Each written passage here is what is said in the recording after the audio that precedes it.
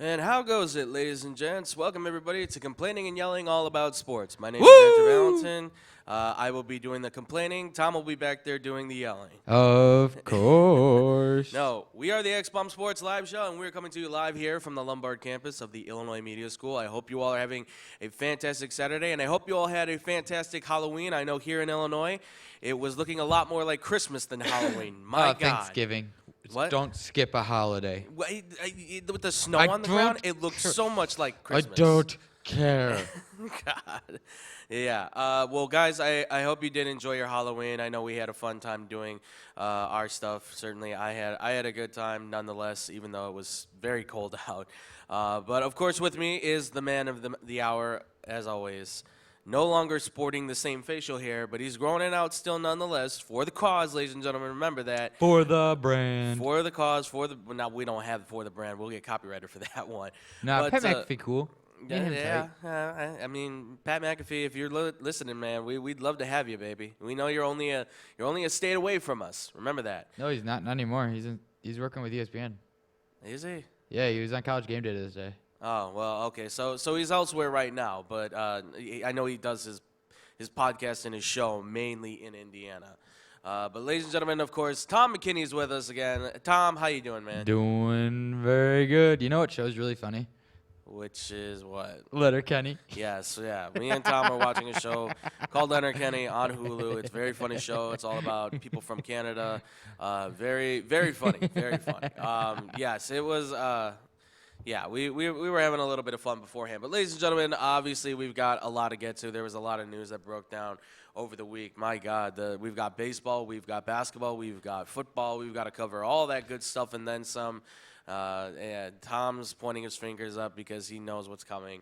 So, without further ado, ladies and gentlemen, let's get this first half started. We're going to kick it off with, yes, I will admit, I was wrong. Tom was right. The Nationals did come through. They were able to take Game 7. They are the team of destiny. They were able to take Game 7 6-2, and they were able to come out as the World Series champions. So congratulations to the Washington Nationals.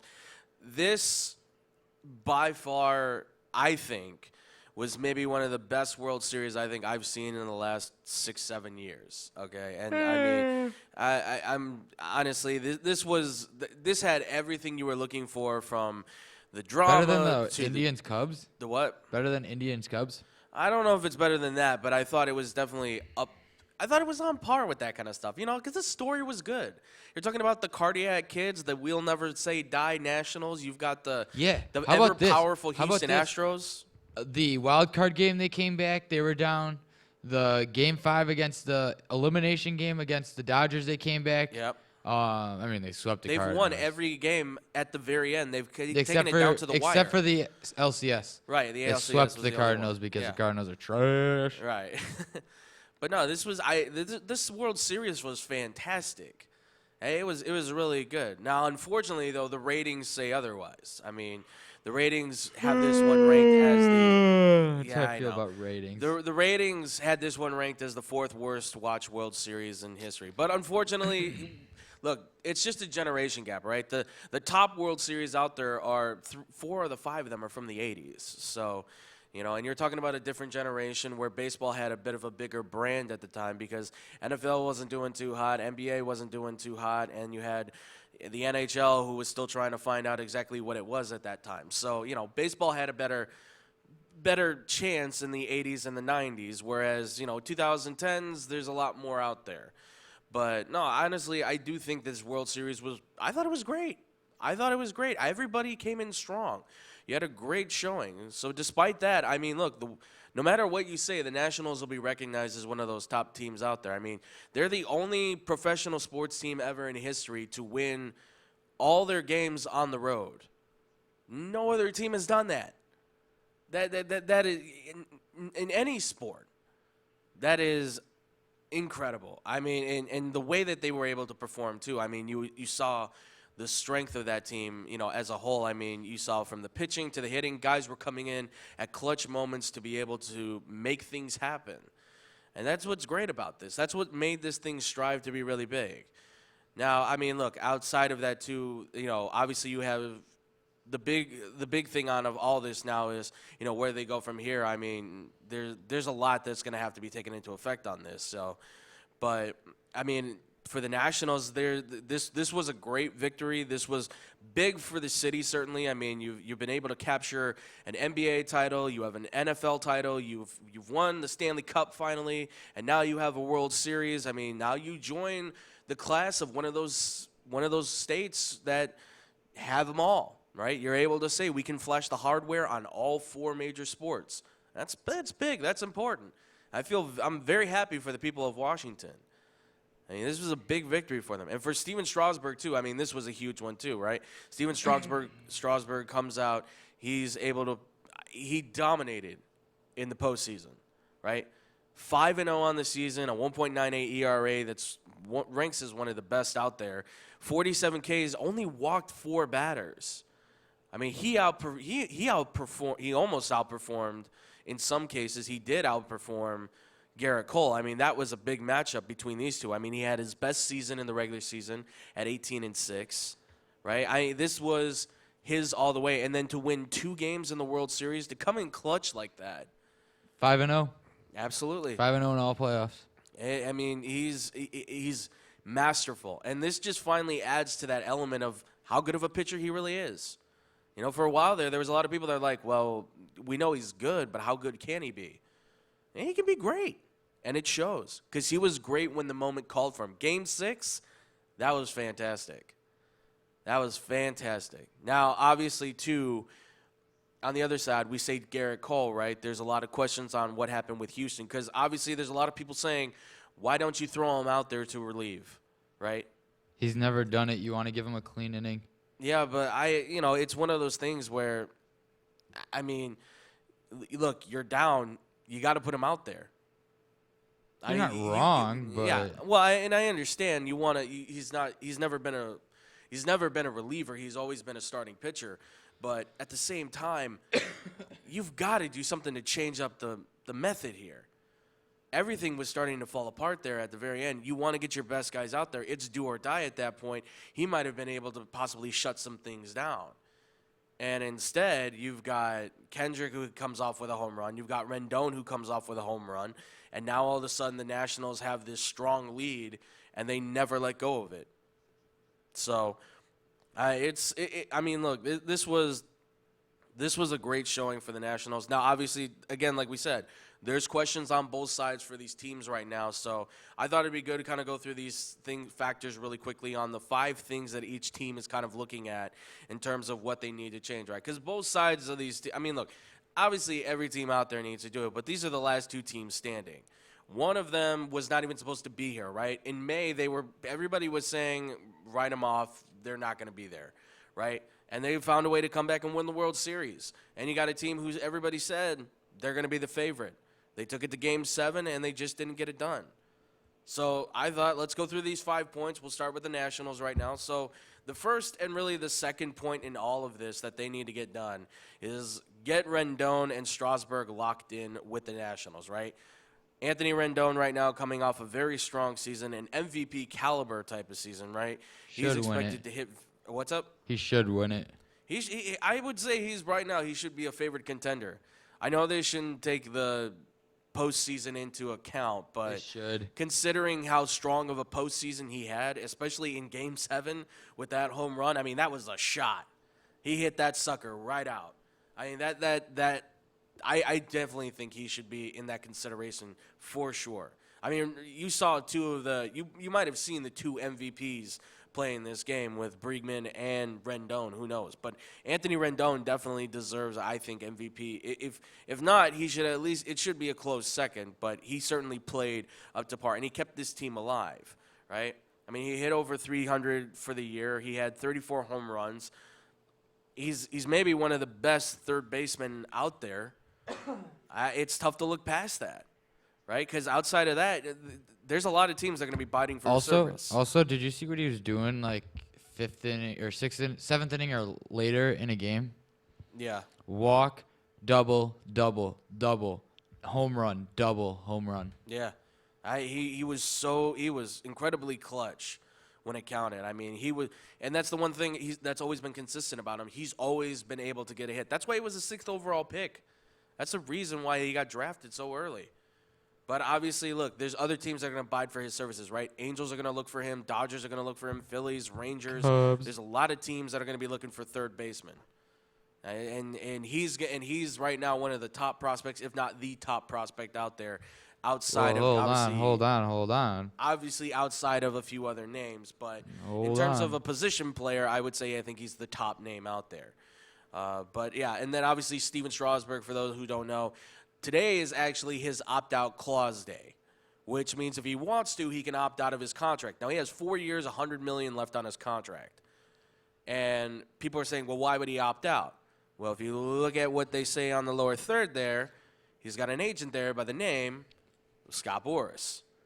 No. Yes. No. And obviously, Boras is not always a fan of, keeping his guys locked in on their same contracts. He often wants to see if he can get the better deals.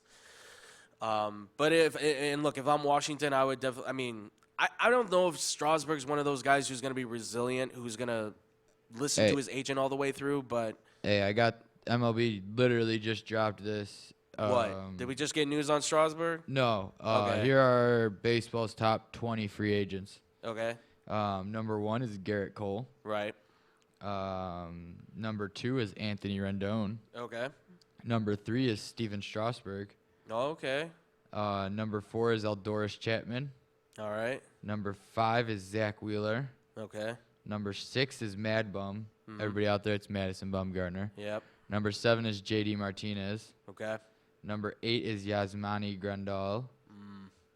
Number 9 is Hyunjun Hyunjun Ryu. Yeah, that guy. Dodgers pitcher. Number 10 is Josh Donaldson. Mm-hmm. Number 11 is Marcelo Zuna. Yeah. Number 12 is Nicholas Castellanos. No one go after him. No one You're go asking after for too him. much, my friend. He will stay in Chicago. That's what you think. He will stay with Chicago. You better hope so. Shut up. You better pay him. Number 13 is Jake Ordozzi. I hope I said that right. Odorizzi. Whatever. Number 14 is Dallas Keuchel. Get it right, Tom. I forgot. Dallas Keuchel only signed a 1-year deal. Yes. Number 15 is Mike Moustakas. Mm-hmm. Number 16, I always struggled with this name, is Didi Gregorius, but I got it right. I finally said it right. It's not that difficult. No, I just mumble Didi and Gregorius together all the time when I usually say it. And I struggle with it. What Or I is say it? Jajorius. Or I say Jajorius. But I've heard it It's not pronounced a bunch. DiGiorno. All right, but when I first heard his name, I heard it in the World Baseball Classic for the Yeah. Netherlands. So, like, I only had heard it a few times. Now I've heard it a bunch. So, Right. Number 17 is Cole Hamels. Mm-hmm. We'll see. Number 18 is Yasiel Puig. Mm-hmm. Number 19 is Edwin Carcion. Mm-hmm. Number 20 is Will Smith. And then Yeah. they have the next 5, Avisail Garcia, Yep. Brent Gardner, Michael Pineda, Tanner Roark, and Jose Abreu. Okay. Yeah. So I mean, look, there's a long list. Of But the top agents. 3 are literally the 3 that we're talking. 3 Right. of the big ones we're We've talking got about. three of the top free agents, and who knows if they're going to be free agents, right? There's still time that this can all be worked out. Garrett for all we Cole will know. be. I don't think the Astros will re-sign him. It'll be interesting. I mean, we'll get into that here pretty soon. But obviously, Strasburg, hopefully he doesn't opt out of his deal today. And if not, they're going to maybe have to restructure that deal. Certainly, I think Boris is going to want to get an extension on that. And hopefully Rendon can get paid because he certainly deserves it. Number 3, fixing the bullpen for them. Obviously, the Nationals right I don't now. know. That they have- bullpen wasn't terrible. It wasn't terrible. I mean, look, Sean Doolittle's obviously going to get picked up. He's got a $6.5 million option, which is cheap, and he's consistent. But you have Hudson. Yeah, well, that's the thing is they don't know if Hudson's going to be back yet or not. Hudson still has to make a decision because he's one of those guys where they're seeing if he was going to. But he pitched in Game 7. Right. Well, he's a free agent, though. That's the other thing. Oh, okay. And you've got a bunch of, they've got some good arms, right? I mean, they've got Tanner Rainey, who's pretty good.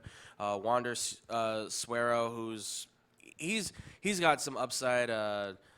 again, Hudson. I mean, Hudson's still got a strong arm, but he's a free agent, and also who knows? I mean, he's in a good spot as a pitcher where he could still come back, but it's about for how much.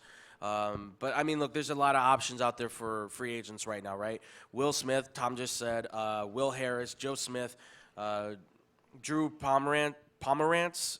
Yeah, there you go. You got it. You got it right second time. Yep. Chris Martin, Dylan Betances. I'm sorry, I probably butchered his name. Yeah, I know. I haven't seen his name before. I apologize. And obviously, so you're like me though with names. Like if you hear it a few times, yeah, that's the thing. I have to it. hear it and see it. I have to do both. No, see, But for if me, I I just see have it- to hear it. That's why it didn't take me long to hear Teravainen. Yeah. To learn how to say his name. That's why it doesn't take me long to get hockey names down. Once I hear it 2 or 3 times how it's pronounced, I get it. Now, Right. Peter, Look, names are hard, okay? yeah. People still get my last name wrong. Try doing hockey names. Yeah, we've done that already. They got like weird little like lines above their names. Some of them aren't even in this. They don't even have a letter in it. It's like a number. Okay? That's not even fair. That's like soccer names. Some soccer names, man, are just I like crazy. Blackhawks. None of them are hard except for Kubalik, but Yeah, I've gotten that exactly. one down. Kagula or whatever his name is. He's a hard one. But the other guy, obviously, is Aurelius Chapman.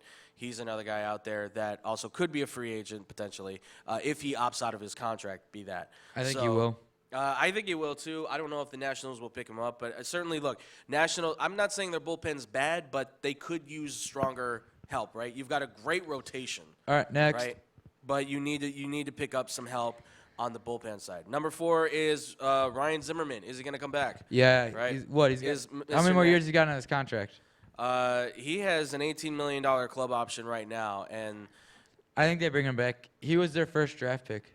it's not a matter of will they bring him back. I mean, I think it's a matter of How many more years though on that contract? it's the one club option, so it's going to be 1 year. So they pick up that club option, and then it's either re-sign or retire. That's going to probably be it. Or the Nats can exercise a $2 million buyout for Zimmerman. This year he hit 257, 321, and 415 for a slash line in 52 games. He didn't play the whole season, unfortunately, and he hasn't played 100 games just twice in the past, 6 seasons or something like that. I mean, he's been wearing on the years. And look, he was the first pick ever by the Nationals, right? I'm sure they'll pick up the option on him. I'm sure he'll play one more season with them. You know, he's got a World Series title, which is great. If he retired now, that's wonderful. But you do kind of want to start maybe thinking about getting somebody else in there because he's not an everyday starter anymore. He's still good. He's still decent. But you need to get somebody else in there. Matt Adams is their only other guy at first base, and he's got a $4 million option, but I wouldn't pick up Matt Adams because he looked bad this year. They did make a suggestion here, though, I have seen, which is Howie Kendrick is a second baseman, and maybe switch him over to first base because he doesn't move very fast, but for a first baseman, he actually could play out pretty well. So Howie Kendrick might be a good option for them. But if you're not going to do that, then you've definitely got to think about getting somebody at first base. And this year's first base free agency, not looking too strong. So either trade or you're going to have to draft or something, but you know, it's going to be a difficult sell. That's all I'm saying. All right, and then 5, you know, we know who's going to be on. We might know who's going to be on first, but we don't know who's going to be on second for them, right? And I just said Howie Kendrick. He's a free agent. What's right? on second? Asdrubal Who's on Cabrera. first? He's also a free agent. And Brian Dozier. He's also a free agent. Dozier. Excuse me. But whatever. Either way, all 3 of those guys are free agents. It's like bulldozer, but yes, it's Dozier. I get it. Although it's not spelled the same, but I understand. But look, those guys, as far as right now for free agency, those are also some of the best second basemen you could probably find right now, right? Cabrera and Dozier are right now There you go. the top guys at second base on that list of free agents, with Scoop being the only other one, Jonathan Scoop. So Scope. Look, man, I say it how it's spelled, all right? Sorry. Jeez. All right. Regardless, though, they do have to fix that second base thing. Howie Kendrick, he doesn't move fast enough. Cabrera's still got some quickness, but he doesn't really have the strike on the bat anymore. And Dozer, I mean, defense looks good, hitting's fine, but he's too streaky. It's too much of this not feeling it, and then all of a sudden he has like 2 or 3 games where he plays well, and then it's like 20 games where he's hitting below 200 sometimes. I mean, you have to figure that out. So, again, much like first base, trade, draft, there's a lot of good second basemen out there you might want to think about going after. Anything's possible at this point. But, yeah, that's the national side. Now, for the Houston side, there's obviously a lot of things that they have to focus on, too. So the top 5 things for the Houston Astros, number 1, obviously, being the Garrett Cole situation. What do you do with Garrett Cole? Let him go to the Cubs. Let him go to the Cubs. That's what you think. That's what he's going to do. Yeah, you want to make another tattoo bet on that, my friend? You still owe me a Bryce Harper one. No, we You still owe agreed me a that it was Bryce Harper null one. and void. We agreed that was null and void because you said he was going to the Yankees. Double down again. No, I'm not doubling down on this one. Look, Garrett Cole obviously is going to be, I think, the highest paid pitcher after this year. There's no question about it, right? The highest contract right now is David Price. David Price got a $217 million contract for 7 years from the Boston Red Sox. At this point now, Garrett Cole is measured to be somewhere in the range of about $275 million as a pitcher. Who's going to pay that? Somebody will, but can the Houston Astros afford it? I mean, you look at the record in the regular season, 20-5, 2.5 ERA, 326 strikeouts. Postseason, he was 4-1, a 1.72 ERA, and 47 strikeouts. I mean, he's probably going to win Cy Young. I mean, if he doesn't, it's a shame. But honestly, for what he's done last year, somebody's going to give him a ton of money. And if it's not going to be the Houston Astros, who, yes, they've got a pretty high payroll. They're like 6th in the league, I think, right now on payroll. Somebody's going to give him that big contract, or at least something close to it. But he's a good pitcher, and the last thing that Houston wants to do is let him go. All right, number 2, do they need to think about changing the culture?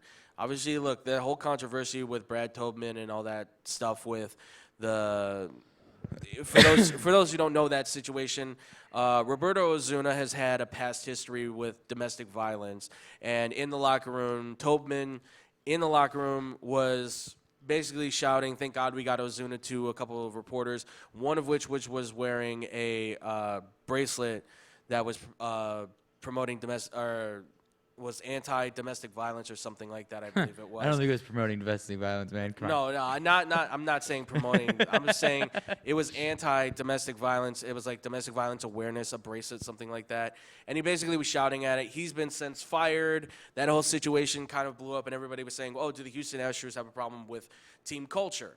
That's something that obviously the owner, Mr. Crane, and A.J. Hinch, he's not going to be involved in that in any way, shape, or form.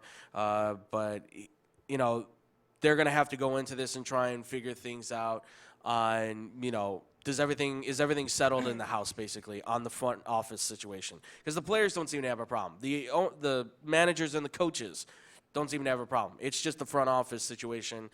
I don't know if it needs to be changed, but I definitely take a deeper look on the inside. One person said one thing, thank God for Ozuna. Like, right, but you see how it was directed in that fashion. I'm not trying to take devil advocate here like people thought I did with the Houston Texans owner when his comments came out a few years ago. And certain people that are no longer on the show tried to call me out and say that I was racist. No, that was not. I am trying to take a side of another way and put another aspect into this whole situation because we don't know everything. The Houston Texans one, the guy said the wrong things. Was it right? No. Yeah. Of course it was not right. Would I ever condone something like that? No, not a chance. Because I don't believe in saying the wrong thing. Like, yeah, we all say the wrong thing. We're human. We make mistakes. Now, what he did, yes, he shouldn't have said it like the way he did it at 2 females. But at the same time, he said it. It was more of, he was in the moment. He was excited. I think they blew this up in the wrong way, and I think this hurt the Astros. Yeah, I mean, I see what you're saying, but, I mean, all the circumstances definitely circled around to the wrong. It definitely was wrong place, wrong time, however you want to view it. So, I mean. Do I agree with it? No. But at the same time, I think they way overreacted on this. Yeah. I mean, it's a difficult situation nonetheless, but regardless, I mean, it's over and done with. The guy's been fired, and it's assistant general manager, so it ain't the end of the world, unfortunately. Unfortunately for us. So the number 3 on here is George Springer. What do you do? What do you do with this man, right? He's one of the best center fielders in baseball. Past season, he hit 292, he had 39 home runs, 96 RBIs, had a 383 on-base percentage. Unfortunately, in the postseason, he didn't do as well, hit a 205 on his batting average. 4 home runs and 8 RBIs, not too bad. Came in pretty clutch, had a 318 on-base percentage as well. Look, he's been one of the more consistent clutch hitters out there. He's a really good center fielder. There's a lot of teams that could use some center field help. One here in the Chicago area in particular might be looking at him potentially. No. You don't want George Springer? I don't know, man. Cubs-wise? I thought you were on White Sox. I'm not talking about the White Sox. I don't want him as I'll take him or Mookie. Yeah. Cubs have been targeted with Mookie. I don't know. They're not moving Mookie. I don't know. I don't think they should. Boston's not going to move Mookie Betts because that's their star. That's their star. I don't think they will. But right now. Who are you really going to go after, Mookie or JD? For the White Sox? No, or the Red Sox. For the Red Sox? Yeah. You go for Mookie. That's what I'm thinking, but I don't know. They might go JD. I would them go for Mookie at this point because he's the younger star who has the higher upside. Because JD Martinez, as good as he is, he's kind of starting to plateau. Fine, but I want them to give up Andrew Benintendi. I want that, man. Benintendi would be good. I need another Benny and the Jet. I just want JD Martinez, please, White Sox. I'm begging you. No. If you're not taking back Jose Abreu, bring in JD Martinez for the love of God. No, they're going to bring back Jose Abreu for like a 9-year, $400 million deal. Why not? Why wouldn't they? George Springer. Look, I mean, he's going to be he's going to be one hot target right now too. He also has his arbitration is also going to be bringing up some pretty big money. I think they said he's looking to earn somewhere in the range of like $21 million next year. So, I mean, that's a lot to put on the books. And as far as we've heard, Crane, the owner of Houston, says he wants to stay under the luxury tax. So it's going to be difficult when you have to pay Cole and then you have to also worry about what arbitration is going to bring in for Springer. On top of that, they've also got other guys coming in too, which, we'll get into here pretty soon. But, number four is obviously after Cole, there's a lot of free agents that you got to look at. Tom just listed off a bunch of the free agents that are out there. To kind of talk about. But for their own free agents they have to look at, certainly they have to think about who they're going to re-sign. What's the little S? What? What's the little S next to So here's the thing. So these are the guys. So obviously C is for the catchers, right? You've got Jonathan Chirinos and Martin Maldonado, who are the catchers who they need to think about re-signing right now. The relief pitchers, Will Harris, Joe Smith, who are two of the top, relief pitchers out there. Hector Rondon is out there as well on the team. Now, he didn't get another World Series. Yeah. Colin McHugh. Now, the reason Colin McHugh has like an S there is because there's been a term that's been used over the last couple of years. I don't know if you've heard it. You probably have. It's called like a swing man, essentially, for baseball. This is the kind of guy that's like he's a starter. Mike Montgomery. Yeah, he's Mike Montgomery, essentially. He's a starter, but he's also like he's technically a relief pitcher, but he's like a relief pitcher, starter. But if a starter goes down, he gets that starting job. Exactly. And he's very good. He's got good stuff. He's very talented. There's a lot of people that think if he does somebody might actually want to pay for him to be a starting pitcher maybe because he has that sort of stuff. And then, of course, the starter being Wade Miley. So those are the guys that they have to really be concerned with. Now, I don't think all these guys are going to cost a lot of money, but I think for guys like Harris and Smith, who really stepped up this year in the bullpen, they're going to ask for some pretty nice contracts, being some of the stronger names in there. Colin McHugh might actually ask for a pretty big contract, too, because he might want to get a starting role in there potentially. I don't know if you should let go of Miley because he's got some good stuff. Rondon, I think you can walk away from that one. Maldonado, I think you can walk away from, but I think you should keep around Chirinos, certainly. What did you say, Tom? Cubs walked away from Rondon. That's true. A lot of people have walked away from Rondon, definitely. I would say, honestly, if you're going to look at free agents to sign, Harris, Smith, Miley, and McHugh would be your bets with Chirinos and the catcher. So those are the guys that they have to worry about in free agency right now. And obviously, too, there's also going to be other guys that might pop up a little bit later. Who knows? But that's number 4. And then finally for number 5, we already kind of brought it up. Arbitration could make things a little tougher, right? They don't want to go over the salary cap.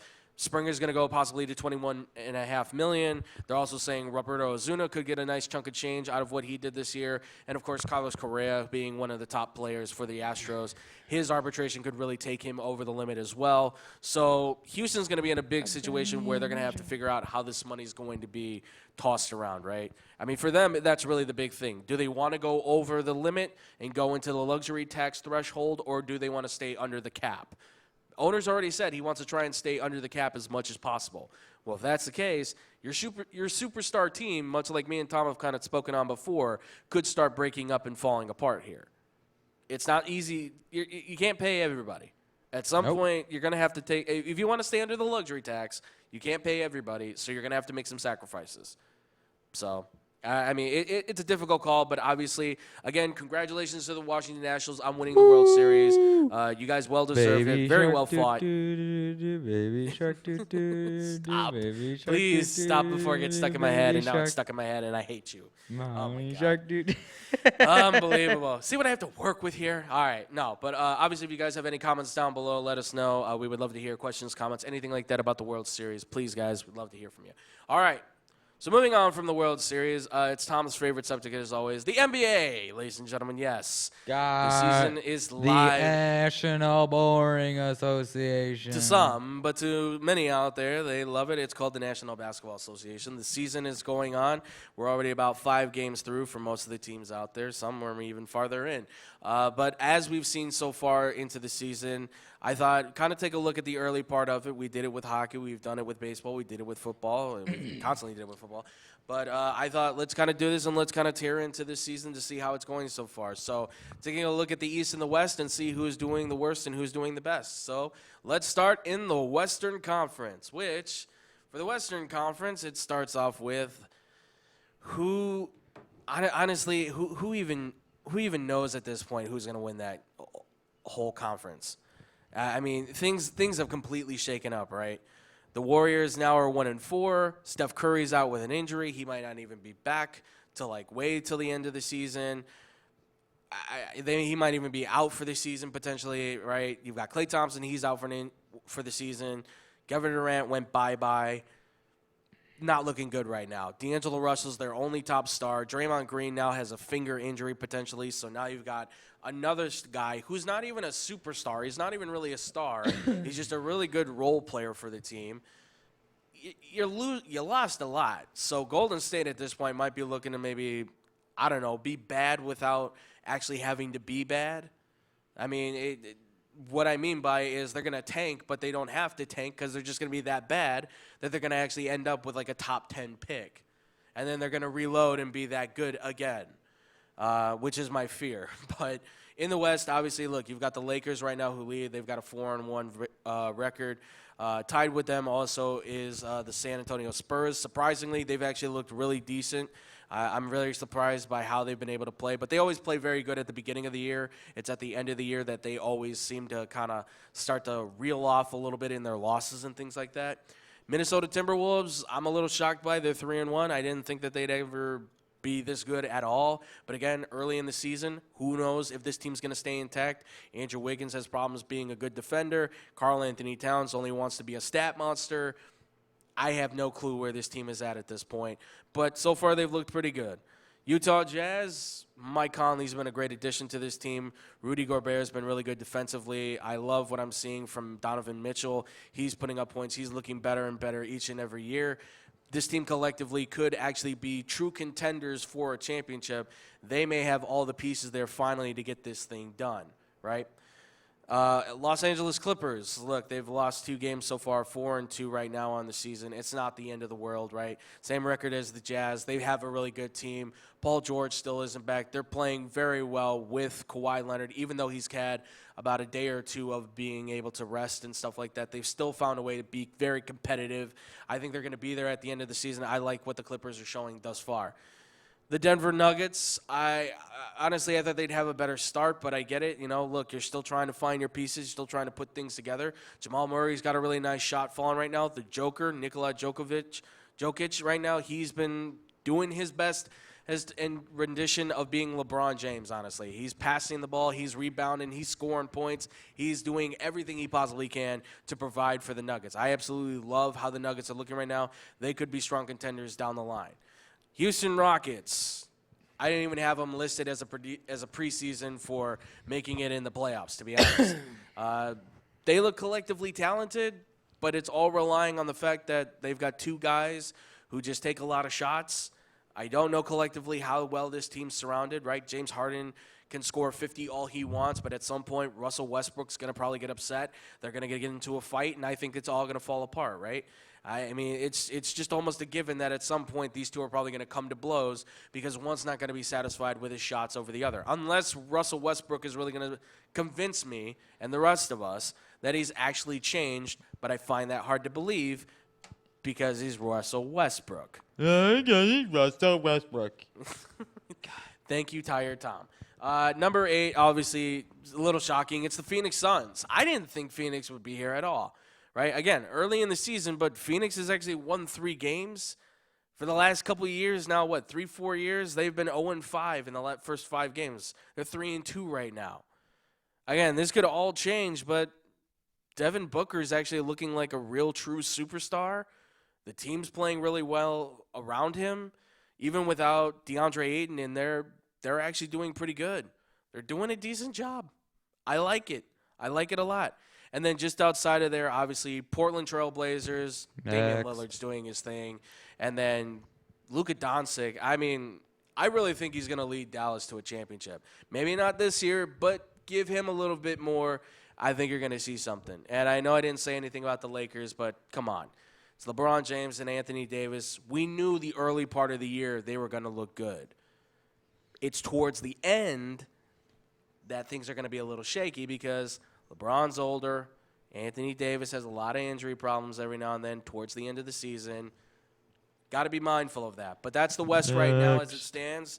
Now we go to the East, ladies and gentlemen, where, Jesus, it is. I mean, the East is just a mess right now. So you've got the Philadelphia 76ers sitting out undefeated at 4-0. Ben Simmons has played great. Who cares? Joel Embiid's been fighting with Karl Anthony Towns. He's been rebounding very well, scoring points when he's actually been there. He's been suspended for the last couple games now. So hopefully when they get him back, they'll stay in that still competitive mode. But Philadelphia's been pretty competitive. They still have a great team. They still won't win a playoff game. You never know, man. I mean, this right now, they could be championship eligible. But then again, we've been saying that for the last couple of years now. So right now, it should be the time, but obviously it's a wait-and-see moment early in the season nonetheless. Miami Heat are number 2. That's a surprise. Kendrick Nunn came out of nowhere as a rookie and completely has dominated the league as a rookie, scoring 20 points a game. He's the only one averaging 20 points a game out of all the rookies right now. Nobody saw that one coming. Miami's been playing very well defensively. They've been scoring the ball at a great time. Tyler Hero, I like that kid right now. He's playing at a top-notch level too. I think Miami actually has something here to work with right now with Jimmy Butler and all these guys collectively there. Next, you got the Boston Celtics. They're also sitting at 4-1 Boston's right win now. championship this year. We're going streaking. Yeah, they might. Who knows? I mean, they've locked down Jaylen Brown for a long-term contract. I like what Jason Tatum's been looking like more as a superstar right now. They've reloaded. They revamped. I don't know what Kemba Walker. I don't understand Kemba Walker right now. He doesn't look like himself, but I get it. You're kind of like the facilitator of a bunch of different talent. But I just wish he would kind of get more involved in the game plan. That's my only big gripe New team, with this. give him time. But yeah, it's still 4-1. It's a strong 5 games. Jason Tatum hit a really nice game winner. I think it was last night. I mean, they're going to be good nonetheless. I think they have a good chance to even win the East right now. All right, Toronto Raptors are sitting at number 4 right now. They're also 4-1. Pascal Siakam's the next superstar in Toronto. He's leading that team right now. Kyle Lowry's doing his best to be the veteran voice on the team with Serge Ibaka. They've got all the pieces still there to be able to compete, but winning a championship is going to be a lot harder without Kawhi, and they're going to learn that the hard way, that's for sure. Number 5 is the Milwaukee Bucks. Giannis is doing what Giannis does best. He's putting it down everybody's throats and then some. The only thing that I have a problem with right now is that you've paid Chris Middleton, you've paid all these other guys on your team right now, and all of them are sort of leveling off. They're not really producing the way that I thought they would. But, it's still Milwaukee. They'll still find a way to win the East, I'm sure. Because the East is terrible. The East is not filled with any heavy competition. They'll win the division certainly by, I feel like, 15, 20 games. Try 40. Who knows? Indiana might surprise us. We never know. Try 80. They're in there, but Milwaukee right now looks like a clear dominator for the Central Division, at least in the East. But it's a tough fight nonetheless. Then you've got the Atlanta Hawks. I definitely thought the Atlanta Hawks would be a surprise. I like Trae Young. I know he's not fully healthy right now. He's dealing with some injury stuff. But when he is healthy, he's dropping dimes like there's no tomorrow. John Collins is dominating down low. I actually like the way that these guys are playing the young players right now. Kevin Huerter, he's been great from the outside shooting threes. And believe it or not, the kid from Duke is actually putting up some pretty nice numbers too. So, it's look, Atlanta. I think Atlanta's got a future more so down the line. Right now it looks good, but this could be the stepping stones to potentially put them in line for an NBA title maybe during the future. They've got the pieces there. They just have to solidify that a little bit more with experience. All right, next is the Indiana Pacers. You got Victor Oladipo, he's been doing a decent job. Miles Turner looks like a better center now. With Sabonis, they've been doing a really good down-low job for the Indiana Pacers. I think they're going to be I think they could be the only other competition to the Milwaukee Bucks in the Central Division. I don't think the Pistons have it. Definitely the Bulls don't have it, and certainly Cleveland doesn't have it. The Bulls don't even know how to finish a game. Thank you. They're going to be there as the second team in the Central Division. They could potentially win it if Milwaukee struggles a little bit more. Like I said, not everybody's playing well for Milwaukee, but Indiana's having its own problems too, right? You got Malcolm Brogdon, who's not really playing up to his level like you paid him for. But I feel like down the stretch, you'll really see Indiana kind of come together. So I would expect them to be somewhere in this same position down the line, just with more wins, certainly. Or who knows, maybe even winning the division. All right, and finally on this one is the Orlando Magic. I mean, they're messy, but they're good. It's weird. Like, they don't play well, but yet they play well. It's the weirdest thing in the world. I've never seen a team look so bad and yet still find a way to be able to win games. Now, look, they're 2-3, but it's still one of those things where it's like they play just well enough to be able to put themselves in a position where they can contend. It's odd. I don't know. I have no idea. But all the young players for them are starting to step up. The only one that's a disappointment right now is Markelle Fultz. I mean, he's finding his shots every now and then, but he's looking more and more like a bust as time moves on. And the last final two teams on there, obviously, who tie in there with 7 and 8 at 2-3 records, Cleveland Cavaliers, because they found a way to beat the Bulls, so they got their second win of the season. I just don't see it. I don't think they're going to be here certainly down the line, but they've got a promising future as long as they can build off of what they have right now. And Charlotte, from coming out of nowhere, I mean, they look actually not bad. Jordan's in disguise. Jordan's in disguise. He's playing for Charlotte. I wouldn't be shocked, man. I'll say it. Yes, you lost Kemba Walker. No, I don't think they're going to win more than 30 games. But I definitely will give it to them. They've played hard. And the young guys are stepping up. Yeah, because Jordan's out there. Jordan's looking at him and be like, look at what I did to Kemba. You're next. Play or you're gone. I like that a lot, yeah. So obviously, guys, I mean, look, this is just a small little inside look at what's been going on with the NBA. I mean, we could expand on and on this. We'll go farther into it as the season progresses on. We'll talk more into it, as we do with all things, of course. But we do have a little bit of an announcement. Which is what? Andrew and I are going to a Bulls game. Yes, we are. We're crossing something off my bucket list for sure, which is I've wanted to always be courtside, not just at an NBA game, but also at a Bulls game, certainly. The only other game I would want to be like courtside to would be Lakers Celtics. That was no Final Four. But Final Four is another one too. But yeah, I mean, we're planning on trying to do something with a courtside seating for a Bulls game. We found tickets that aren't expensive. It's expensive. Certainly. It's expensive, but it's not as expensive as like they probably had been. No, well, because we haven't won a championship in forever. Well, trust me, there's some games like I looked at Cleveland because I was like, oh, Cleveland's terrible, and they're like $800 for for a one courtside ticket. I was like, whoa. Yeah. Rivalry games even when they're bad games, rivalry games, they always seem to boost the price on those things, which is ridiculous. But yeah, we're planning on going to one of those games. Who knows? Maybe we can even get an interview with some of these guys, or at least this way I can just tell them, Levine, for the love of God, pass the ball. We'll try to have a sign down there that says X-Bomb Sports is awesome. Check it out. Don't worry. Also, Andrew, I'm gonna be marketing in Ireland too when I go next year. When College Game Day's there, I'm gonna have a sign be like X-Bomb Sports. There you go. Yeah. So great marketing opportunity, and who knows? I might even make a little sign that says "Make me the coach." I think I could do it. Look, I'm just being honest here right now. I call coach too. You got to put me as an assistant. Fine, you and me. Because I'm going to talk. Yeah. Look, I can't. Come on. We can't do worse than Boylan right now. No, I'd be your hype man. Seriously. In this point, I'd be your hype man. And then, like, 3 years, in 3 years, like, I'd stab your back and be like, nah, he's terrible. Bring me in. Well, look, this is a weird plot line for a movie. I can already tell. It's either gonna be that sign or I'm gonna just say make us the GMs. Like seriously. Yeah, I mean, I call assistant. That's fine. Yeah, I call vice president of player operations. I can't. We have to be able to do a better job than these idiots. Yeah, this seriously. is ridiculous. This team's not even bad.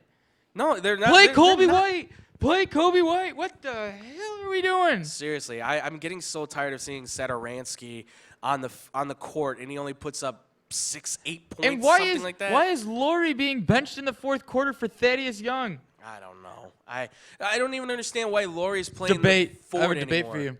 What? Obviously, you've seen the picture going around, right, for the Bulls? Which? The rafters. Oh, yeah. Yes, I've seen that. Are you okay with that? Obviously not right now. Yeah. I mean, it's tough because, look. I'm 100% down at this point, for you're him. so frustrated with a franchise. That should speak volumes. Like, the way that you, because fans. These are the fans that are right doing now. it. We're talking to you guys right Okay, right hold now. on, time out. Yeah. For everybody that hasn't seen the pictures, I don't know if it was the Bulls that tweeted it out or it wasn't the Bulls. It was somebody. Though. Or it was a fan. Yeah. Made a picture of the rafters at the United Center, and it had all the other retired jerseys. It had Bob Love, Jordan, Pippen. Who's the other one? Oh, Kerr. Yeah. And then next to Kerr was number 1. Yeah. Derrick Rose. Right. And I am 100% down with that. Now, my fiance goes, why? He didn't do anything here in Chicago. I was like, he did so much here in Chicago. And if he hadn't torn his ACL, probably would have won a championship here. It is very possible. Look, not even very possible. I think he would have done it. It's hard to say. That's the thing. Is like, for me, look, I know there's a lot of people that come at me with the Derrick Rose stuff. Look, yes, for me, honestly, I do have a thing with Derrick Rose, and a lot of it is the fact that I think when he came back from the knee injury, he didn't try to become, because right now we're seeing the Derrick Rose of old. He's got his confidence back. Right. He drives to the basket. He attacks. He is literally he's the older version of what he was when we got him at 21 years old. Or not 21, but 19, 20 years old, okay? That's the thing that I'm seeing with him right now. He's got his confidence back. That's the important part. He does. And I'm very happy for him. And the MVP chance, I'm okay with it. I have no problem with it. There's only been one other time that I've ever seen that happen for an opposing player, and I was at that game, and that was Kobe's last game at the United Center. Yeah. Yeah, no, absolutely. And I mean, look, what he did for this city, what he did for this franchise was unbelievable, right? First off, ended Miami's streak in 2013. Yes, he did. He ended the Miami streak. One streak started in Chicago, one streak ended with Chicago. Yes, Boom. He did. And, I mean, look, he gave this city confidence and hope. I mean, that was a point where we said, okay, look, the Bears they're not doing well. You know, they were kind of in this changing moment, right? The Blackhawks were just starting to come into their own, and we were getting excited about hockey. And then all of a sudden, the Bulls were exploding. And then the United Center, it was popping, right? We had basketball. Dude, you couldn't go to the United Center without spending like $15,000. Exactly. Like, Jesus, it was great. Popping. I've been to 3 banner raisings. I don't think anybody's understanding. I've been to all 3 banner raisings at the United Center, and it is one of the coolest experiences ever. Exactly. Andrew, I don't know if you've ever been to a hockey game at the United Center. Oh, no, I have. I can tell you right now. When was it? Was it when they were good, or was it? It was most recently. It was 17. Okay. 17, 18 when I went. That's good. Yeah. So you're well aware. And it was a good night. It was a night when I think the Blackhawks won it like 8-2 or something like that. Like they throttled. I forgot who they played, but they throttled whoever they were playing. But the United Center, especially for Hawks side of it, like it is popping. Like oh yeah. For sure. And it starts right away. The Jim Cornelison steps out on the red carpet, and you get the cheering going during the anthem. By the way, that is so patriotic for anybody out there that says that's un-American. Get out of here. It's the greatest thing ever in the world. He's a hell of a. We cheer during our anthem because we show respect. Yeah. You've had servicemen who've been on the ice and said it brings them chills when they hear the fans start cheering. Dude, you see servicemen in the stadium cheering. Yeah, exactly. That's We're how cheering. crazy It's it is. our thing. So Detroit, shove it. There's a Detroit reporter out there who says that the NHL should step in and ban it. Well, you know what they should ban, Detroit? Ban throwing octopus on the freaking ice. Because that's a dumb thing. You're going to kill someone. That is very stupid. I'm sorry. Same with Nashville. Throwing freaking catfish on the ice. Oh, yeah. Get out of here with that. Gross. It's their thing, people. man. But no, yeah, Tom's right. I mean, the United Center, hockey-wise, it's exploding. Pops. They've had 500 and some odd sellouts. Yeah. So I mean, and then the Bulls, they're still selling out. Like the Bulls are like top 3 Yeah. in attendance every year, and we stink. Exactly. What does that tell you, rest of the league? Chicago could be terrible. We could be dead last in every sport, and we still showing up. What does it tell you? What does that tell you? Fan bases here, ladies and Chicago's great. Notre Dame, we travel well. All right, everybody out there, yes, Notre Dame is Chicago's college football team. Chicago's They're big. in Indiana, by the way. Chicago's big. Yeah, but no one in Indiana actually likes Notre Dame. I the know. state of Indiana doesn't want Notre weird. Dame. It's weird. They don't recognize them as one of their schools. Yeah. Chicago does.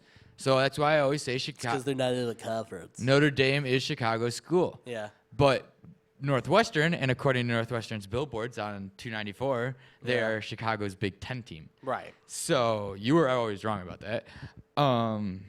But it's a matter of opinion. But you were always wrong. So whatever makes you happy, buddy. It does. It makes me so happy. So no, I mean we are literally terrible. When our teams are terrible, we still travel to the games. Yeah. The Hawks still have the best road attendance. The Hawks still have the best home attendance. The Bulls still have the best road and home attendance. Yeah. The Cubs still have the best road and home attendance. The White Sox have the best road attendance. Not the home attendance. No one shows up to those games. Sorry, it's just where you guys are located. Get out of the South Side. No. It's where you're located. It's no one wants identity. to go to that area. It's our identity. There's no one that goes over there. That's There's nothing to do over there before a built game. tough, homie. There's nothing to do over there before a game. Yeah, I know. But no, look, I mean, for the Derrick Rose situation, I do think he deserves. Retiring the jersey is not the worst thing in the world, right? We're just talking about retiring the jersey. We're not talking about him being a Hall of Famer or not, right? I mean, if you're talking could be that eventually. maybe eventually, but I mean, He should have a statue outside the United Center too. I don't know about that. Not right away, but Maybe I not think outside. I would say maybe like a memorial inside, like I a think bust. Yeah, like a Like bust. Pippen's got. He's look for all that don't know about his history, right? This is a kid who grew up in the city, who went to Simeon Academy, who became a star there, who then went to Memphis 1 year there. Lost to Kansas. I called that game. I proved my dad wrong. I called Kansas beating Memphis. He's like, no, Memphis is gonna win. Memphis is gonna win. Hey, Kansas they took would him have to won that game if Mario Chalmers doesn't hit that shot. Kansas takes it. Kansas takes it to overtime, and I start freaking out. He's Freaking asleep. Mario Chalmers, man. He's asleep. I'm like, oh! Mario freaking Chalmers, unbelievable. Wow. But no, I mean, for the Bulls to then get the #1 pick and then draft the hometown kid, And he brought everything back to this city. And then wins an MVP in the process. And Rookie of the Year. And Rookie of the Year, too. Back-to-back years. You're talking about insanity. LeBron ever won a Rookie? LeBron won Rookie of the Year by far. He oh, beat yeah, out, okay. he I beat wasn't out sure. Everybody. I wasn't sure. Yeah, no, he beat out everybody. But no, I mean, look, yes, he didn't bring a championship home. But he did do something for this city that we haven't seen in a long time. He gave them hope. He brought hope back to the game of basketball in the city of Chicago, right? I mean, we're at the point right now where everybody's saying, like, what's going on at Simeon? What's going on at Whitney Young? We're looking to high school basketball to try and fill our void, right? He deserves, I think, to get his jersey retired. I would say put a bust, if not a statue or something, inside the United Center to give him the respect he deserves. Pippen has a bust. Yes, Pippen Rodman's does have a bust. got a bust. Yes. So put it like that at one of the entrances. I'm fine with that. Or put it in the atrium. There you go. Yeah. Like start filling that up a little bit more. Seriously, that thing looks tired and gloomy a little bit. Whoa. The atrium's actually pretty popping. When I was there, it was 70s night. I mean, it looks nice. When I was there, it was 70s night. I've seen it once before when I was a kid. No. This is the new thing. Oh, no. Oh, is it the? Yeah, this is what they built like a couple years ago. It's got the store in it. Okay, Yeah. got you. All right. I'm thinking of something else then. My bad. Yeah. All right. So like if we go to a game, we enter through the gift store because we only have to Right. go through security and they're not really high and tight, and then you just go in and then you get your ticket scanned later on. Yeah, Right. it's weird, but it works. Yeah. No. Yeah. It's I keep forgetting about that. I never called it the atrium or anything like that. Well, no, so. this is a new thing. Yeah. And it's literally called the atrium. Like that's what they call Yeah, it. but even that, I mean, look, Chicago deserves to show that kid some love because of what he did for them and also kind of, what they did for him too. I mean, it was a good mutual relationship. Unfortunately, it just didn't work towards the end, and if he comes back as a Bull and decides to retire as a Bull, I'm fine with that too. I 100% think he will too. But I like what he's doing with Detroit. I wish him nothing but the best. I would like to see him get a championship at some point. So at least If he does, he's a Hall of Famer. I think if he does, it'll at least put him in the conversation because he's putting up his points now. He's putting in the work. But honestly, yeah. Put up the jersey. Put up the jersey. Well, but we can't go to the next topic because we got to go to a quick commercial break. We got to skip through, dude. Time-wise, we got to skip the commercial break. All right. Well, I guess, ladies and gentlemen, you don't get to watch some of the wonderful commercials. You can't see Evan swearing. You can't see me talking like a taco.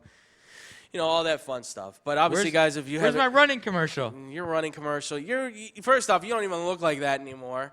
Second off, you weren't even running. All right. Third off, had to run that way. I know. But yes, ladies and gentlemen, obviously if you have any comments on the NBA season, like I said, we're going to follow it as it goes down. We're going to break it down even more as we see what happens in there. But you guys can comment down below. Let us know what you guys think about it. Let us know what you think about the Derrick Rose thing as well. It was a nice little debate we just had right there. Do you think he's a Hall of Famer? Do you think he should retire his jersey? Do you think he should get a statue? Again, comment down below. Let us know what you guys think. All right. Moving into the next topic, away from the basketball court and away from the good old baseball diamond, we're moving into the gridiron, ladies and gentlemen. Yes, the NFL, as we always do, we talk about the Bears and what they're going to do for the week. And, of course, we've got the Chicago Bears versus the Philadelphia Eagles. Eagles are right now favored by 4.5 points. This is the first time Chicago's... the stadium collapses on the Eagles before we get there. God, you want every stadium to collapse everywhere, it seems. Yeah. But, yeah, this is the Do you first blame time... me? What's up? Do you blame me? No, I don't. Fair enough. I understand the frustration in that. Look, this is the first time the Bears have not been favored in points. This is, again, Eagles 4.5-point favorites right now. The predictor says Eagles should win this game 62.3%, and I'm inclined to agree at this point. Ooh, that was a big boy football boy. I'm inclined to agree with this one at this point. I think the Eagles should easily win this game, and I think it's not even close. Bears by 2 touchdowns.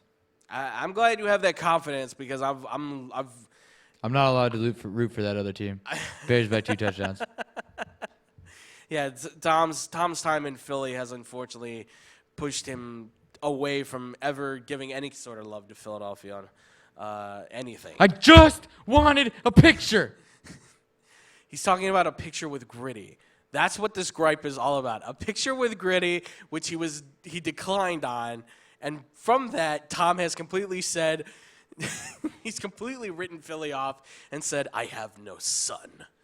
Exactly. I'm going to let her Kenny this. But look, this Philadelphia Eagles team, I think after that win in Buffalo, I think they found a formula that works, right? Run the football with Jordan Howard and Miles Sanders. Pass the ball out to your tight ends and Zach Ertz and Dallas Goedert, right?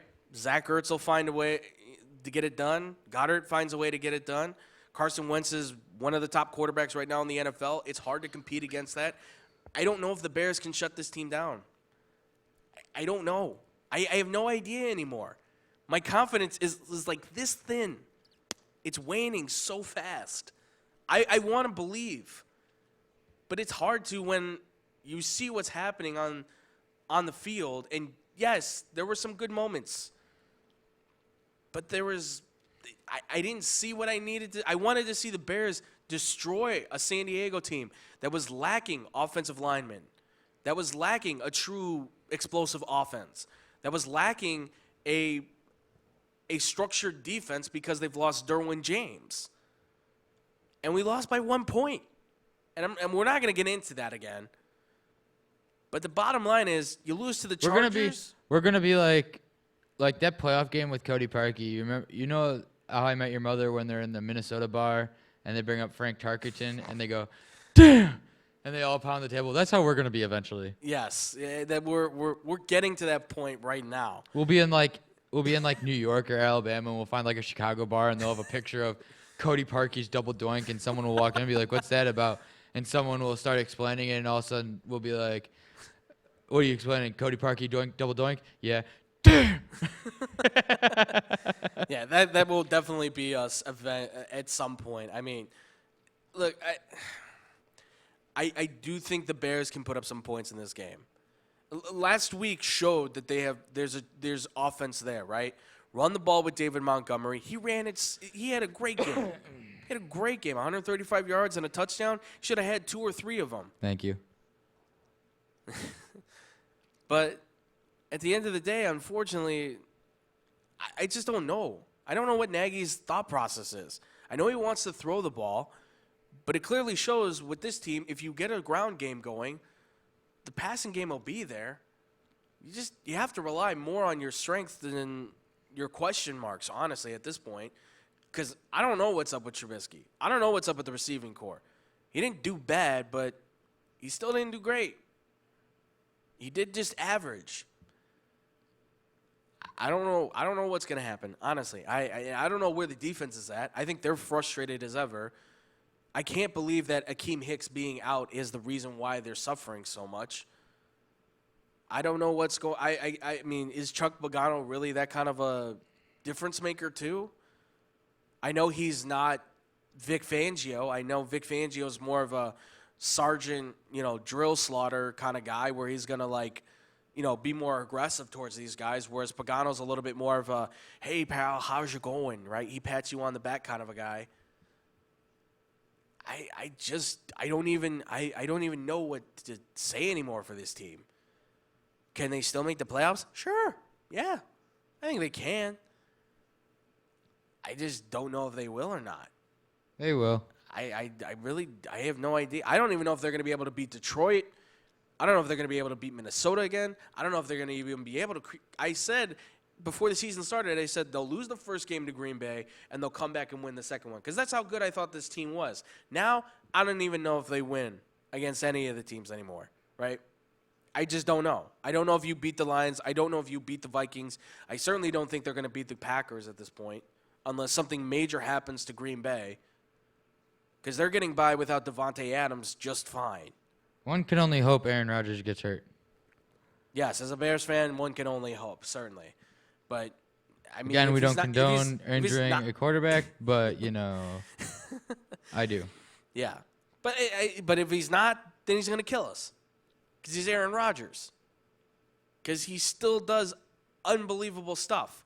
He sidearms a ball across his chest to throw it out of bounds, and he throws a touchdown. How the hell does that happen? I don't even know. I don't even know if Tom Brady could do that. Yeah, he could. Don't talk ill of the GOAT. I'm just saying, man. Don't talk ill of the GOAT. Just saying. Take it back. No. Yes. I'm not taking it back. Don't talk ill of the GOAT. No. Look, You should. I don't know. I don't know what's going to happen in this game. Honestly, if I had to make a prediction, I think Philadelphia is going to win this thing by like 17. I really do. I think Carson Wentz is going to have a nice big day. I think Miles Sanders and Jordan Howard probably find the end zone. I bet Jordan Howard finds the end zone, spikes that ball, and gives the finger to all the fans in there, right? I bet Alshon Jeffrey catches a touchdown and gives the finger to everybody in the stadium. He won't. I mean, it's a messy situation right now. I wish the Bears all the best of luck, but I got Philadelphia. I got Philadelphia winning this thing by 17. That's what I'm going to say. I wish I could be more positive, ladies and gentlemen. It's hard right now. All right. It's hard. Next topic. I wish I had more. 9. I wish I had more alcohol in me at this point. All right. Well, ladies and gentlemen, we move to the next part of this thing, which is the NFL Week 9 Sunday and Monday in preview. Yes, that's right. We're back once again where we give you guys the previews of the games at hand. So, Tom, you ready to hit this one? Yeah, let's go. First game. Let's do it. Give me the first one. Houston Texans at Jacksonville Jaguars. Jacksonville. It's at 8:30 in the morning. Who the heck is going to be up at 8:30 in the morning? Me. I was watch your boy Gardner Minshew go to work? No, I was up at freaking 6 o'clock this morning. Yeah. It's look, that's gonna be an early one. That's gonna be an early bird one. Honestly, I'm gonna say Jacksonville too. Honestly, I think Houston's up for the ripe of an upset on this one. And Gardner Minshew after last week, I think he looked really good. I think look, if Jacksonville wins this game, they're 4-4, and no Jalen Ramsey. What if – I mean, they've been playing pretty well defensively. They find a way to get to Deshaun Watson. They put pressure on him. They're going to win this game. Minshew's looked great. Fournette's looked great. This team is actually pretty competitive. And then, oh, my God, everybody who said I was wrong, Jacksonville's in the contention to maybe win the division because they'll be 5-4. Food for thought, ladies and gentlemen. Food for thought. But yeah, I'm gonna say Jacksonville taking it. I'm gonna say 3 points on that one, plus 3 on that. So what do you say, Tom? Touchdown and a half. Touchdown and a half? Okay. Touchdown and a half for Tom. All right, next. Washington Redskins at Buffalo Bills. It's Buffalo by 10.5 points, and I'm gonna stick with that one. I don't trust that offense in Buffalo. I don't think it's crisp, but against Washington, I'll take it. Buffalo by 2. I bet Josh Allen has his best game. So I'm going to say Buffalo by the 10.5. You say what, Tom? Buffalo by 2. 2 touchdowns? Yes. All righty. All right. Next. You have it up here again twice. Oh, do I? All right. So I screwed that one up. There we go. Minnesota Vikings, 6-2 against the Kansas City Chiefs, 5-3. Look, they haven't won a game since losing Patrick Mahomes, but I will say this. Matt Moore's not the worst quarterback in the world. For a guy that was coaching high school football before this, he's looked pretty competitive. Minnesota's got a 2.5-point favorite against it. I think Kansas City can pull the upset on this one. Because look, I'm still not convinced with Minnesota. I know they're 6-2. I know Kirk Cousins has played really well. I just don't believe that he's as true a quarterback as we're seeing right now. I think at some point he's going to choke. And I think against Kansas City, even though it's not a great defense, I think he's going to find a way to make a mistake and actually make some bad choices. So I'm going to say Kansas City by a touchdown. What do you say, Tom? Yeah, Kansas City by 2. Kansas City by 2 touchdowns? No, 2.5 points. Oh, 2.5 points? All right. Okay, like it. All right, next. New York Jets at Miami Dolphins. Do we even have to? I mean, seriously. Is it possible that both of these teams can maybe just not play Dolphins. this game? Really? Yeah. Wow. Okay. Hey, if I can get a fantasy win, Dolphins can get a fantasy win. Fair point. Notice I called it a fantasy win. Yes, it's a I like that. That was good. I like that a lot. Jets are favored by 3 points. I'm going to say I think Jets take this by 2 touchdowns. I think this Dolphins team is completely garbage. I don't think there's any chance of them winning a game at all this year. If it is, this might be the game. But I was also convinced, no, I shouldn't say that. If it is, the Bengals are their best bet because they play the Bengals later in the season. And I don't even know if we can talk about that game That's the game that shouldn't be spoken of, honestly. Exactly. But yeah, exactly. I'm going to say Jets win this one by at least 2 touchdowns. I think Sam Darnold has a good day. I think Le'Veon Bell has a good day. I got the Jets winning this one by 2. Tom, what do you say? Dolphins by 2. Dolphins by 2? All right, so Yeah. Tom's giving them the plus 2 points? Yeah. Okay, so Tom's giving them the plus 2.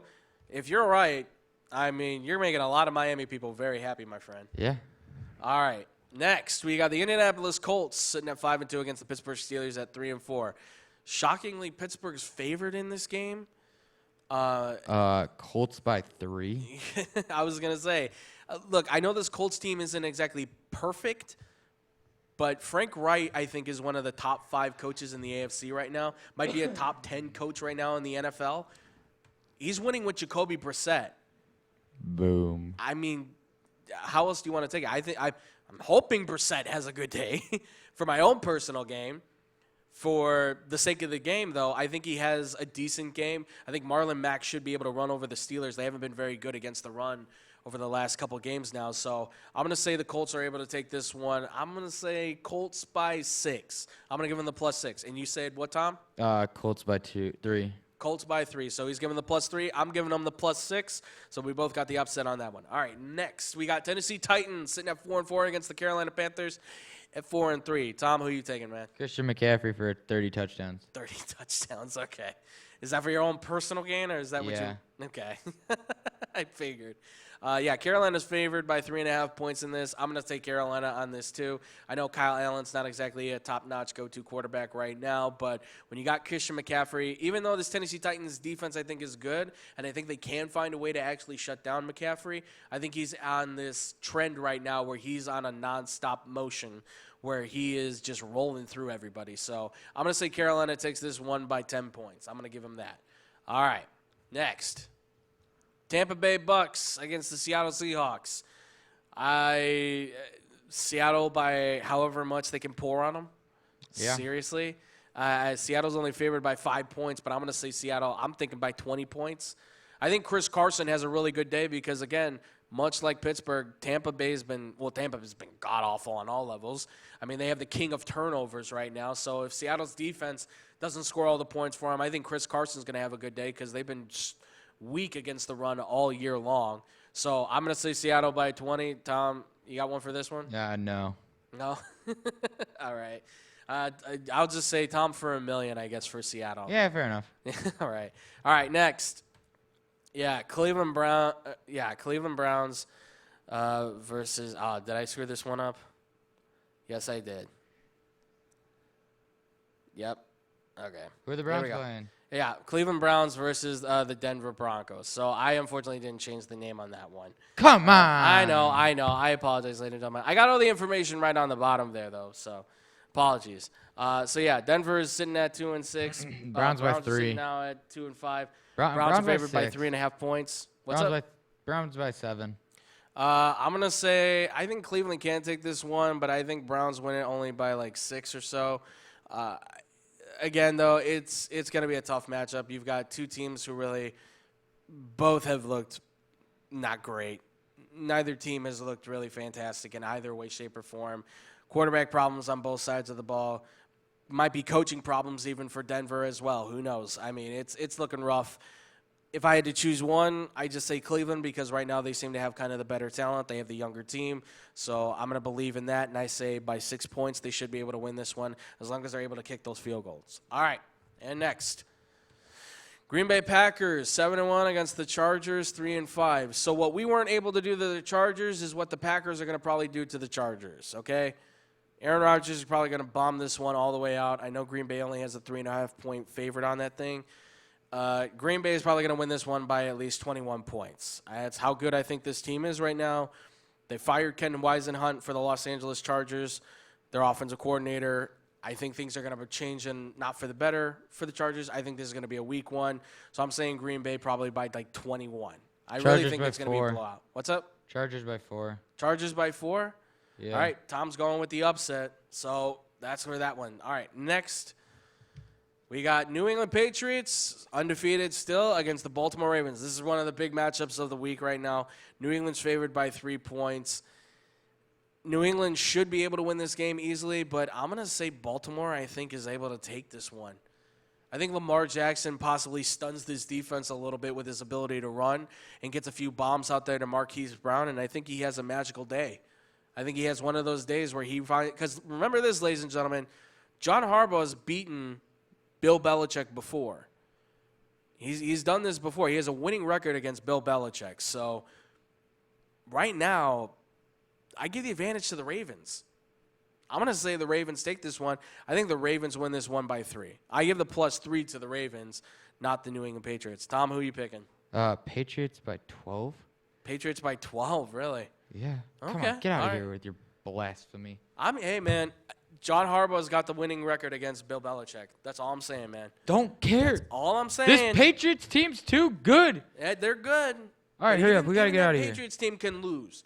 All right, and then finally, we've got the Dallas Cowboys. Giants by 40. God, I love that. Dallas Cowboys versus the New York Giants. Daniel Jones had a really good game last week, 4 touchdowns. I think Dallas should be able to win this one fairly easily. But again, I just don't know because Jason Garrett's a really bad coach.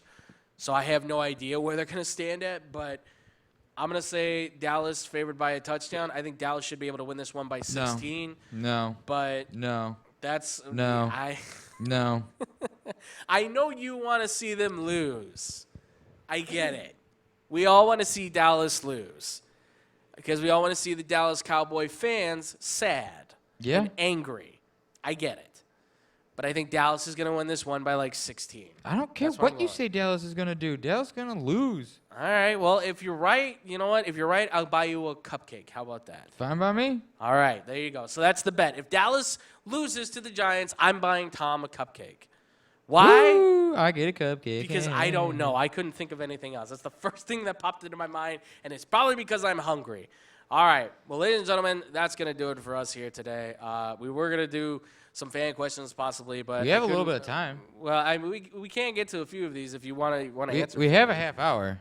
Yeah, we can. You want to answer some? Let's do one. All right, we'll do one. Let me find one real fast. What's 2 plus 2? Isn't it fish? Yeah, 3 plus 3. I don't know that one. Snowman, come on, man. I hate you so much. Who came up with that? I don't know. I want whoever came up with that fired. What's 7 plus 7? Now I gotta think of shapes.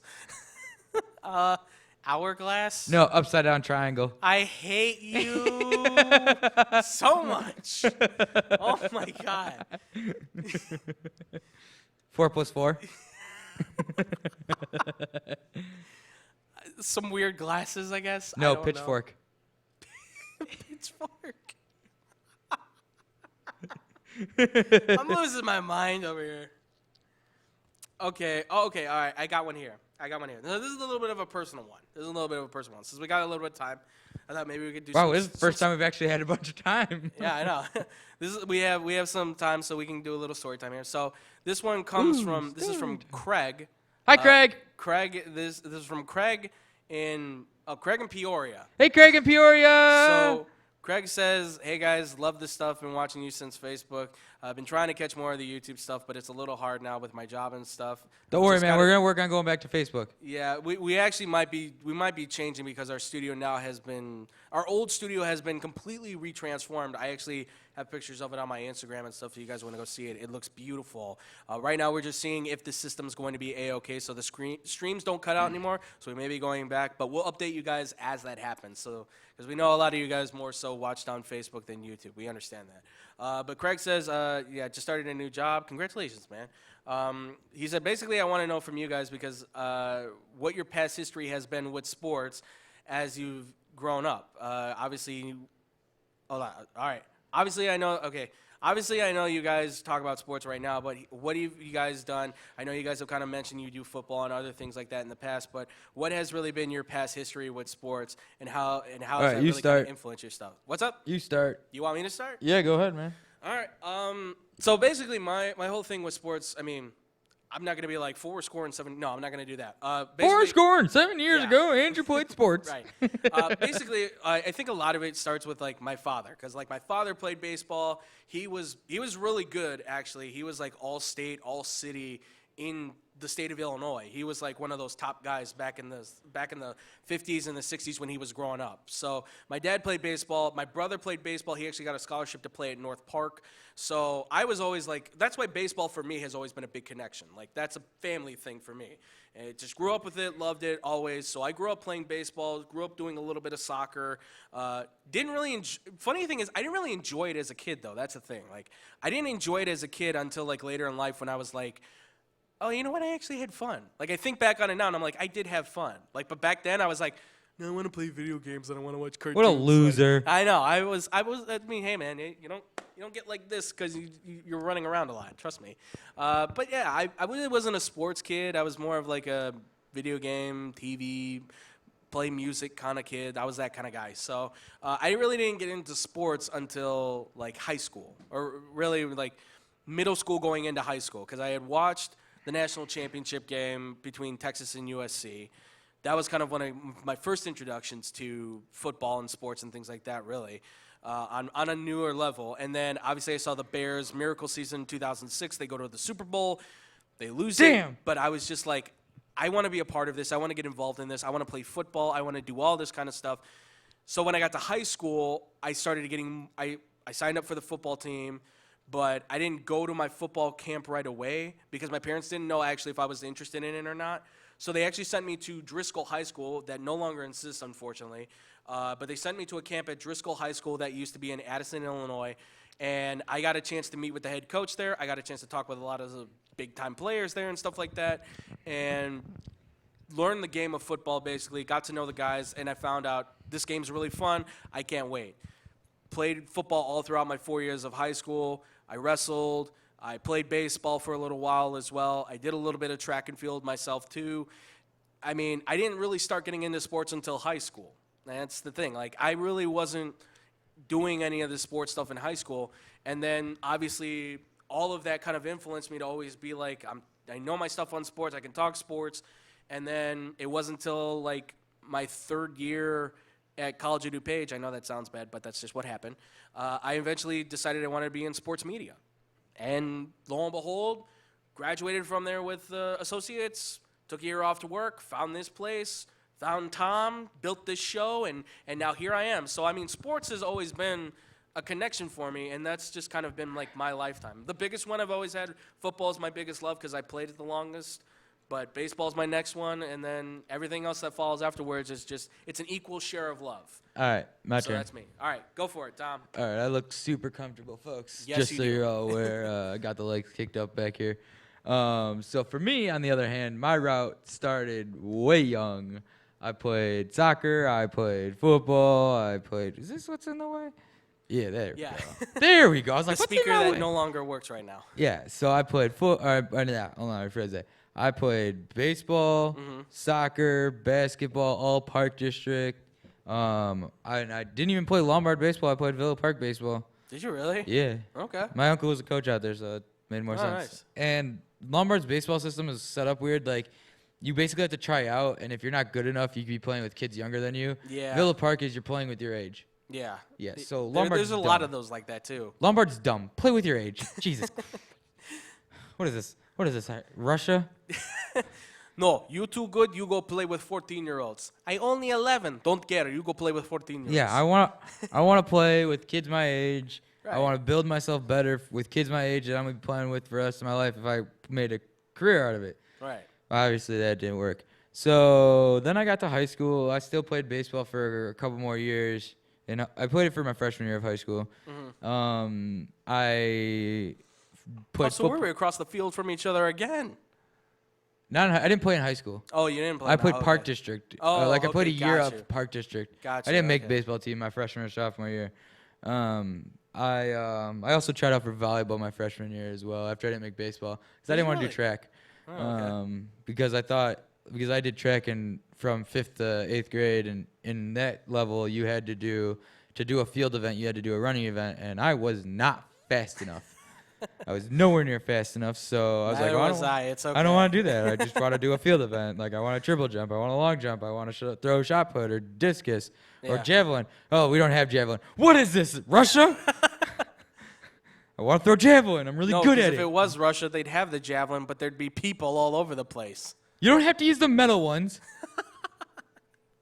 Dude, even those plastic ones are vicious. Yeah, but they can't kill someone. They just hurt. They just hurt. I don't know about that, dude. I don't care. It would have just hurt. Somewhere there's a guy in the hospital going, it was a plastic one. Yeah, but the ones I threw I was throwing javelin in 5th grade.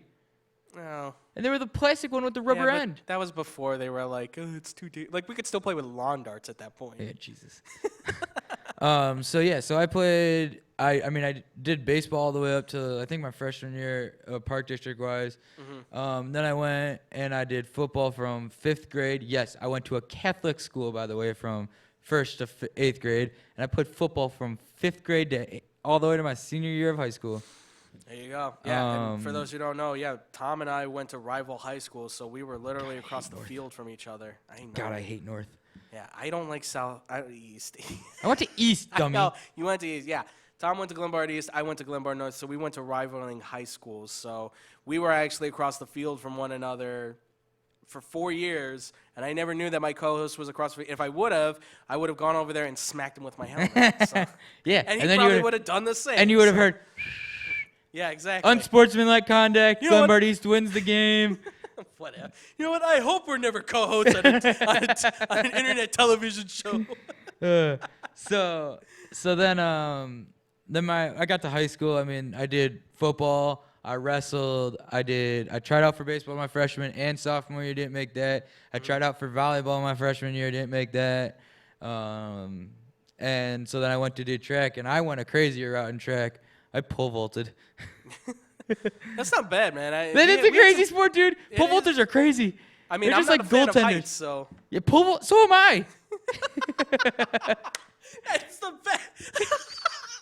That's the best. I hate heights, so let me take this giant stick, stick it in the ground, and see how high in the air I can go. 8 feet. 8 feet. 8 feet. Okay. Yeah, that's how high I was able to get. I had the worst form ever. Because I got scared midair. I wonder if I ever saw you. I'm picturing it now at any meet now. Probably. So yeah. This is a kid who looks like he's a dead man going over the pole. Yeah, basically. I coached track my junior year for Sacred Heart, where I went to 1st through 8th grade. Nice. I coached high jump because they didn't have pole vaulting. I was basically the hype person for our main high jump person. Yeah. And when she wasn't there, I was just supposed to she was sort of all right, just have him do this. Mm-hmm. But I was the guy that would if she couldn't make a meet because she had her own meet on a Saturday. Yeah. I would bring towels and stuff for the girls to wipe their feet because I was awesome. I was the best. I was the hype man. Oh yeah, for sure. But I was loved. Is that what you want your nickname to be now, the hype man? Yeah, let's go. No, it's McLovin. Get out of here. My senior year, I did football, I wrestled, I did track, and I played lacrosse. Only reason I was allowed to play lacrosse was because of because it was a club, but it was Lombard South, East, and North. Yeah. And North kids God, I hate North kids. Look, man, so do I, okay? We're in the same boat here. Except for those I went to high school with that I actually like you guys, and you know who you are, so love you guys. They don't know who they are. They know who they are. And then the only people I talk to from that. And then I went to Southern Illinois for a year. Don't want to get into why I only went there for a year. That's fine. But I had potentially a chance to play D1 college lacrosse, and decided I didn't want to do the practices. It's not that I didn't think they were hard. Mm-hmm. It was that I had to pay to travel. The school didn't endorse it. And I was like, I'm a broke college student. Do you think I have the money for that? Yeah, that's harsh. So then I went to COD for on and off. I took a few classes at COD. And which I probably saw him at some point. Yeah, I probably saw him a million times. I'm probably like, he smells funny. Don't talk about that. then after just yelling at Hawk Harrelson so many times, God, I hate that man. So glad I don't have to deal with him anymore. And my mom saying, if you don't like him, do something about it. And finally, so this was your do something about it. And finally got sick and tired of hearing about these, and my mom telling me to go to this school. And yeah, I walked in, and then this man walked in to my intro class and goes, "Hi guys, I'm Andrew." And Tilo goes, "This is Andrew. He was my former student."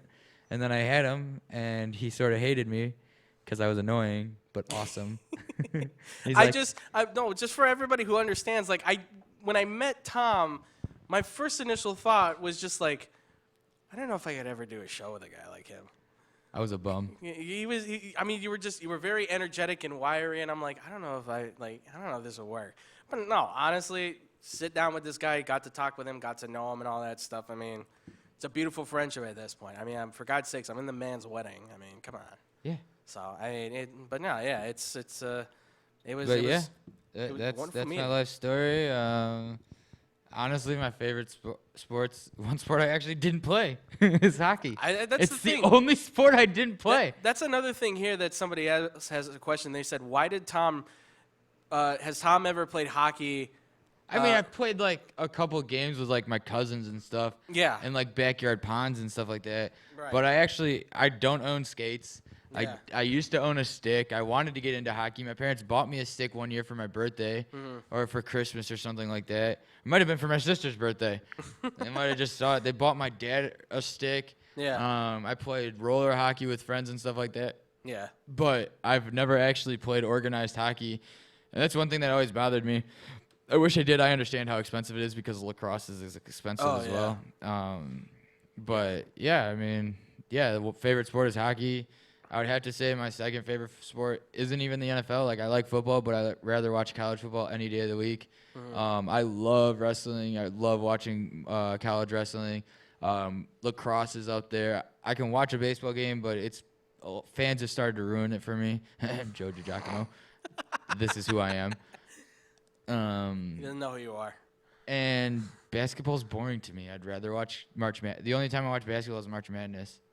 Yeah, I mean, look, it's a pick and choose with everybody, of course. But I mean, everybody's got their favorites. Everybody has their don'ts. I mean, for me, I mean, I don't even know a sport that I really wouldn't watch. But yeah, no, that's how sports is kind of tied in with us for our lives and stuff, guys. Oh, by the way, it's been 3 years since Cubs won the World Series. Boom. Okay, Tom, you happy now? Yeah, because you got your hockey talk, you got your Cubs talk. ESPN doesn't forget about the Cubs World Series. You know what? You don't get your cupcake now. How about that? They still think 2017 was the Astros' first World Series. Oh, God. ESPN, come on, guys.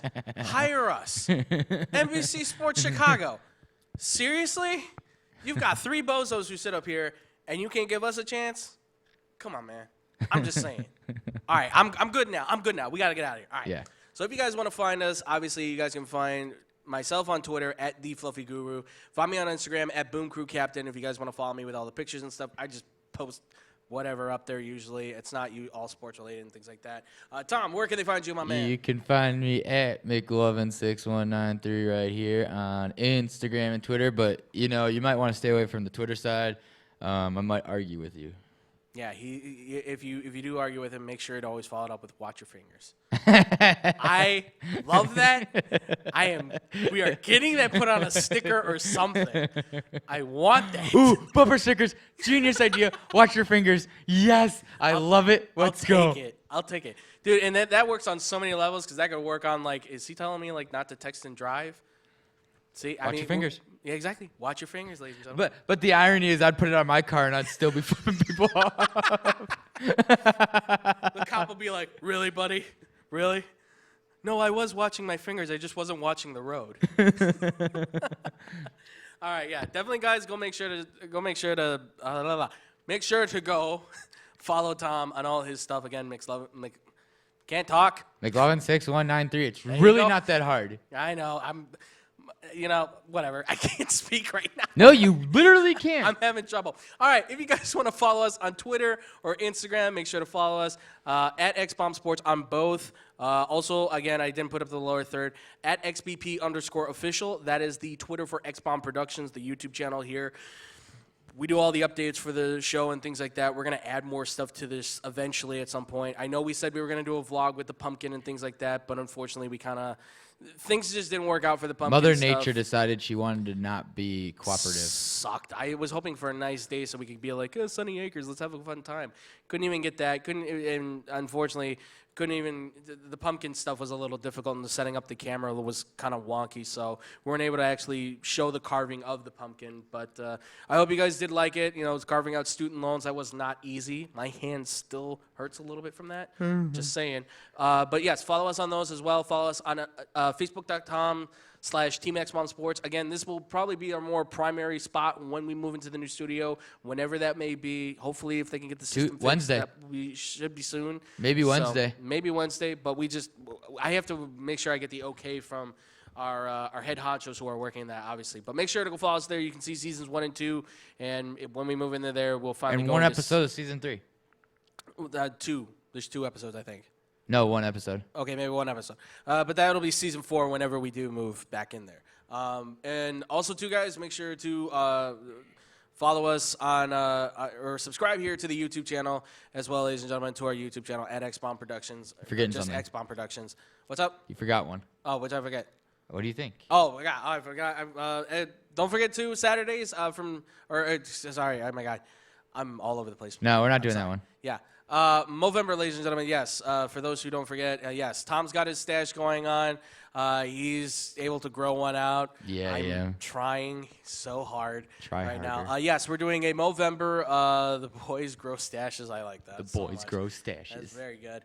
Yes, so we got the link in the description down below. If you guys want to donate, you can go there, click on that, join us, join the group, join the team, the Facebook, all that stuff. I posted a link of it now on our Facebook. I'm going to spread the message all over the place through all the social medias and things What's like that. our goal? I think you want to try for a goal of like 200?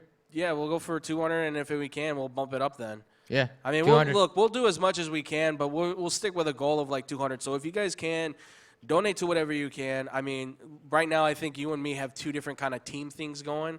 You have XBomb Sports. I have the XBomb one you Productions. copied though is mine. Yeah, the one I copied is Tom's. The one I posted on Facebook I think is mine on accident. So we'll set up a goal for both to be 200. So if we can get 400 together Boom. as a piece, that's I like beautiful. it. That's Let's great. go. So we'll do it that way. So it's a 400 in total then, but 200 a piece. That's what we'll look at for a goal. And also, too, of course, subscribe to the YouTube page. I already said that. And with that, ladies and gentlemen, we got to get out of here. We're tired. We're hungry. I can't talk anymore. I hope you guys have enjoyed this. We'll answer more of your fan questions as time goes along the way. And as always, ladies and gentlemen, much love and peace out, Boom Crew.